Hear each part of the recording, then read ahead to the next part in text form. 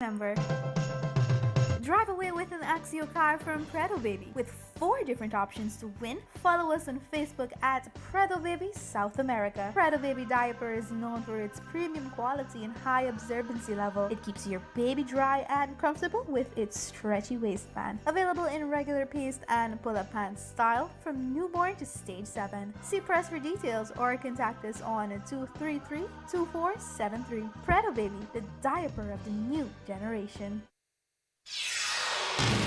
This is the news on top of the hour. Live from our studio in Georgetown. Kaieteur Radio, 99.1 FM.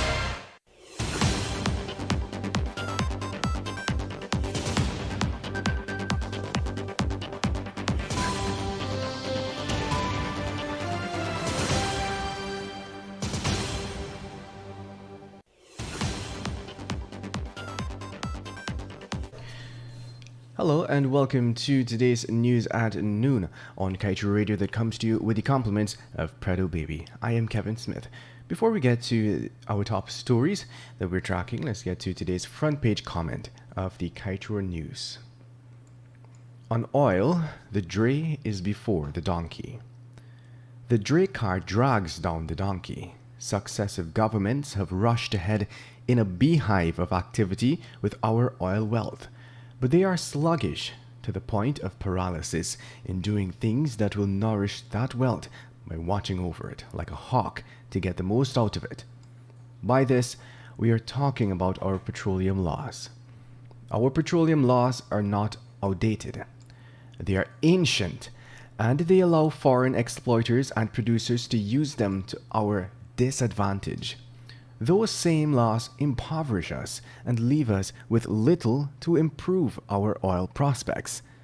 Clearly, the time for rehabilitating our antiquated petroleum laws is now. It must be the highest priority. Other countries, once similar to us, have already strengthened their petroleum laws for maximum leverage when partnering with foreign oil players. A compulsory piece of revitalized Guyanese petroleum laws must be arming us with the power to oversee fully through monitoring and authorizing and verifying to the fullest extent every aspect of the exploration and production of our oil wealth. The same goes for the related finances, which should be built into new laws and any offshoots of such laws. Last, after having such robust laws, they must be enforced constantly. If we do so, Guyana can become rich and respected as a respected oil haven and not the tricked and mocked place that it is today. Oil is war, and the sooner that we realize this, the better. Now for the top stories we are tracking. ExxonMobil deal leaves Guyana caught in debt traps for decades. Suriname law demands competitive transaction in oil sector, but Guyana open to abuse. In the Ramatar versus Kaieteur News libel trial, Glenn Lal stands by his position that oil block deals were corrupt. And in the James Bond land deals, Nissel says board meeting on land lease clause change never happened. Meanwhile, Guy Suko moves to buy 4 to 4 tractors at $33 million each. Ministry of Agriculture unaware of purchase. Do stay tuned. This Christmas, Shake to Win just got bigger! Now when you purchase our new bigger Digital Prime bundle and Shake to Win, you can choose your prize and share it with someone you love. So, shake more and share more! Share more daily prizes and guaranteed wins every Saturday. You can win laptops, cash, smartphones, credit, data, and so much more. Shake more, share more. Activate a Digital Prime bundle in the My Digital app and Shake to Win this Christmas.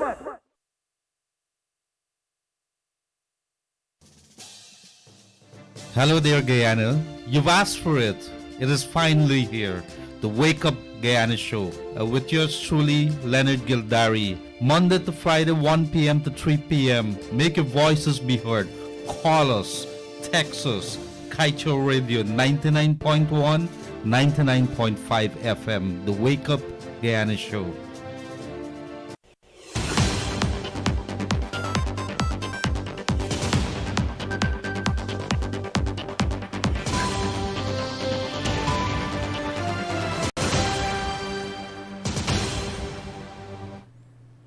And now for the news in detail. From beginning to end, the PSA governing the oil-rich Stabroek Block has some of the world's most oppressive provisions, which ensure the lion's share of the nation's wealth is tumbling into the billions into the pockets of ExxonMobil and its shareholders. Also interwoven into the Stabroek Block deal that was signed by former Natural Resources Minister Raffel Trotman are traps that will leave Guyana shackled by debt for decades to come. One such trap involves a provision that allows ExxonMobil to recover any and all interests it racks up on loans borrowed to fund the development of oil projects in the offshore concession.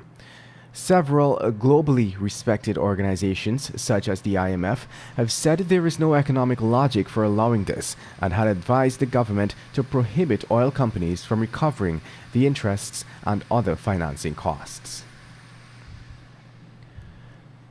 Let's tell you now that the Suriname Petroleum Laws demands that there be a competitive transaction between contractors and subcontractors in the oil and gas sector. This competitiveness means that there would be higher level transparency between the contractors, subcontractors, and the government, which would be offered at the best prices. Concerningly, this rigid rule is not only absent from the local content laws of Guyana, the PSA between the government and ExxonMobil, but also the draft local content policy that was finalized by United Kingdom consultant Dr. Michael Warner. Guyana has no legal provision in place which dictates that competitive pricing must be used between contractors and subcontractors. This leaves the country open to abuse from oil companies. Let's tell you now that Kaieteur News publisher Glenn Lal told the High Court yesterday that he is of the firm belief that the Kaieteur and Kanji oil blocks deals signed under the Donald Ramotar administration were corrupt. Lal was at the time responding to questions in the libel action brought against the newspaper and its principals by former President Ramotar. The case, which is ongoing before Justice Navinder Singh at the Georgetown Court, is expected to conclude by March 12, 2021. Ramotar sued Kaieteur News for its expose on the questionable circumstances under which the oil deals were signed. The newspaper had published several advertisements showing the stark similarities between how the Ramotar administration and Senegal, an oil-rich West African country, dealt with oil deals. Both countries allocated oil blocks to companies with no known experience in the oil industry. In other news, NISIL yesterday refuted claims by its former CEO of a board meeting purportedly held to authorize an amendment to its land leases. That amended clause resulted in the large-scale transfer of prime state lands situated at Peters Hall, now under investigation by the current administration. Colvin Heath London, who was released on bail yesterday, had sought to clear his name of fraud allegations by pinning the blame on his predecessor, the late Horace James. But according to the recently appointed NISIL board, that board meeting never occurred. NISIL claimed too that the documents released by London's attorney appeared to be fabricated as they lacked the normal format used by the company. And now let's tell you Gaisuco is reportedly moving to upgrade its fleet of equipment. According to persons familiar with the situation, Gaisuco's board is expected to shortly consider a major purchase from a foreign supplier of 4x4 tractors. The price tag on the Kamiko tractors, according to information, is around $33 million for each. An official from the Ministry of Agriculture yesterday said that the matter has not been brought to the attention of the ministry. We could not immediately make contact with Gaisuco's CEO, Sesnarayan Singh. We were told that the recommendation for the use of the Kamiko tractors as against the locally available John Deere ones was made some time back with a representative of Gaisuco traveling to the US to meet with the company. It is now 12 hours 11. Coming up after the break, Dr. Vincent Adams contract terminated. U.S. company to set up shore-based facility at Land of Canaan. Businessman shot dead during scuffle with bandit, and sister kills abusive brother to protect sister-in-law. Stay tuned. Digital is not a buzzword, it is a culture. At Digicel, we've made it our mission to enrich your digital lives. That's why we're bringing together more of all the experiences you love. The best and widest variety of music, podcast and local radio, cloud storage, messaging and more. Welcome to Digital at Digicel. Digicel, better together. You don't have to be a fountain of knowledge to help children with their schoolwork while they're at home. But you do have to be caring, understanding, loving, and patient. It's an unsettling time for everyone, but children still need a safe and secure environment. So don't overwhelm them with endless news items or problems. Keep them gainfully occupied and amused, exercised and rested. Protect our children. A message from the Child Care and Protection Agency, Ministry of Human Services and Social Security, and UNICEF.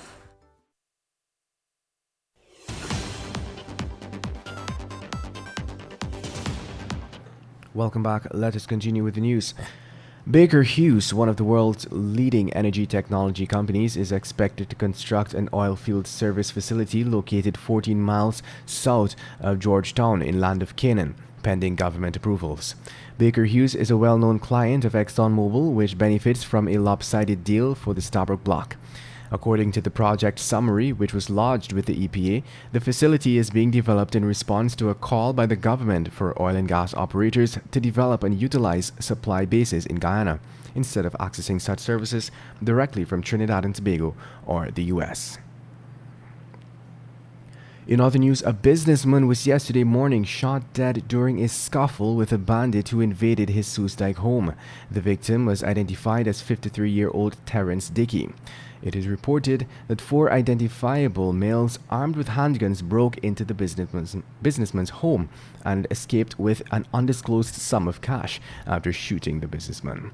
Based on the police report, his nephew was awakened by 2 of the suspects who pointed a gun to his chest and carried him to his uncle's bedroom and instructed him to tell his uncle to open the door. After his uncle opened the door, a fight ensued between them, and one of the suspects, as a result of the fight, shot him in the chest. Police have not yet apprehended any of the suspects. And moving on, a woman on Sunday plunged a knife into her brother's heart, killing him instantly in a bid to protect her sister-in-law from his abuse. Currently in police custody for murder is 31-year-old Lashina Morgo, and dead is her 20-year-old brother Alex Morgo, both of Parika. According to police, Alex Morgo, a fisherman, was stabbed to death around 17:45 at his one-flat wooden home. The police report detailed that the woman committed the act in retaliation to him beating his common-law wife, and that she was intoxicated when she committed the act. In other news, after committing his services to the EPA since 2018, the government yesterday took the decision to terminate the contract of the agency's former head, Dr. Vincent Adams.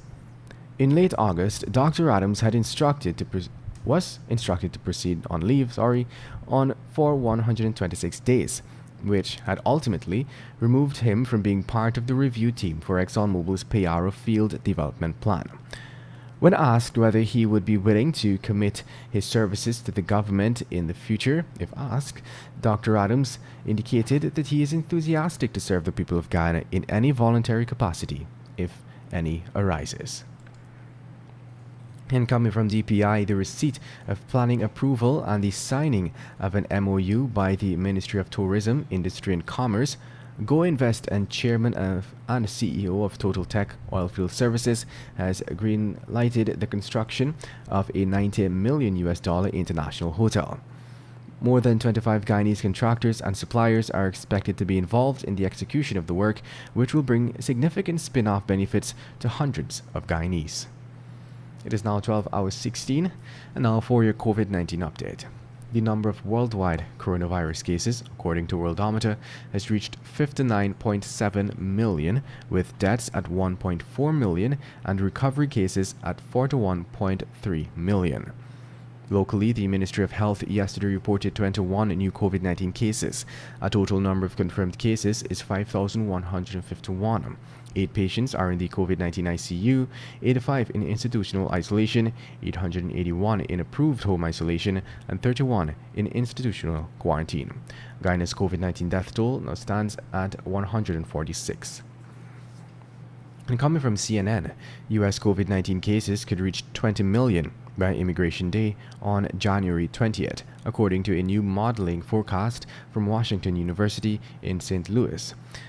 AstraZeneca says its experimental coronavirus vaccine developed with the University of Oxford has shown an average efficacy of 70% in large-scale trials.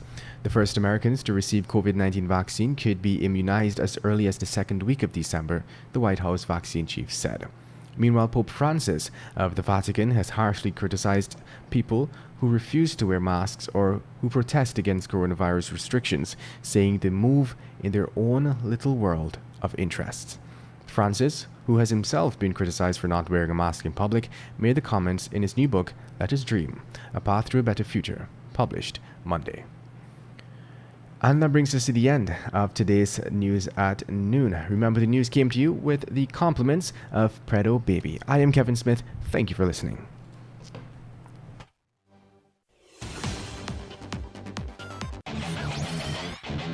Want value for your advertising dollar?